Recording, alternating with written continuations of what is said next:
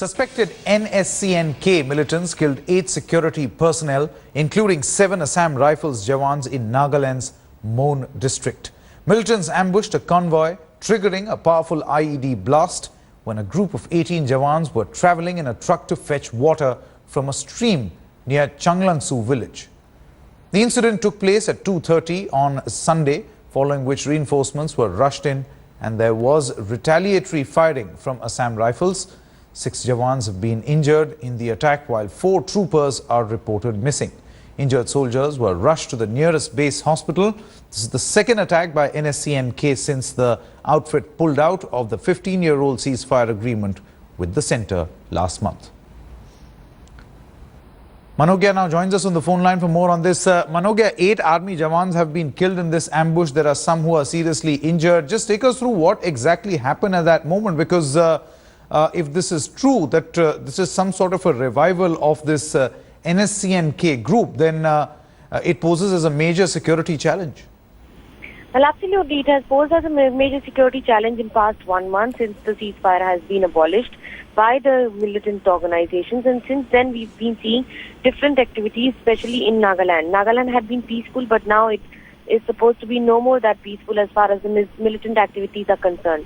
We've also seen that it's not just about the attack on the armed forces, but you could expect more planned attacks such in future also, because once the ceasefire pact is broken, it means that there would be no listening or no adhering to the ceasefire diplomacy that has been operational.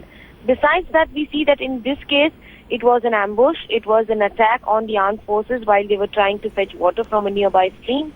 On their way, they were attacked, and this is also being understood that most of the time when they fetch water, the preparation is not the way it is.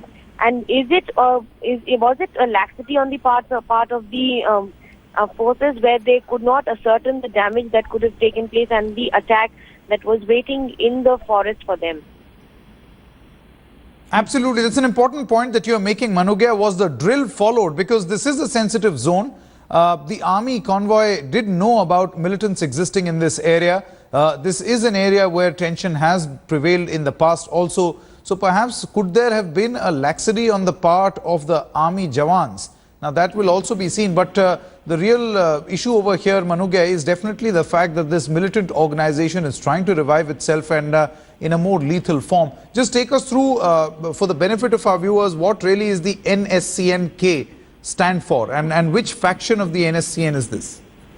Well, there are several factions of NSCN which have all united in past 1 month, and that means that the NSCN Shongbijit faction, the K faction, the IM faction, the Muiva faction, all these factions will be working together, and that means that in case they are united as a force, it would be even more lethal for the government of India and the state governments to combat them.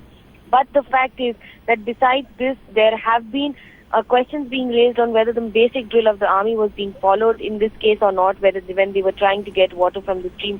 Understanding that this is a very sensitive zone. Remember, Mon district has very difficult terrain, and besides that, it has also very, very difficult forest where the army is placed, where the army carries out its drill regularly.